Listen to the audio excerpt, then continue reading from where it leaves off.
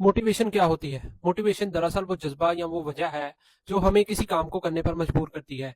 ये वो अंदरूनी या बैरूनी कुव्वत है जो हमें एक खास मकसद के हसूल के लिए हौसला और तवानाई और तहरीक देती है। मोटिवेशन की दो किस्म होती हैं। अंदरूनी मोटिवेशन, ये वो जज्बा है जो अंदर से हमें आता है, यानी हमें किसी चीज को करने में खुद ही खुशी महसूस होती है, जैसे अपने शौक के लिए कुछ करना, वीडियोस बनाना, अपनी महारतों को बेहतर बनाने का जुनून, जाती तरक्की की ख्वाहिश करना। दूसरा है बैरूनी मोटिवेशन, ये वो मोटिवेशन है जो बाहर के मामले से आती है, जैसे पैसा कमाने की ख्वाहिश, इनामात या शोहरत हासिल करने की ख्वाहिश, दूसरों की तारीफ और इज्जत पाने की तमन्ना।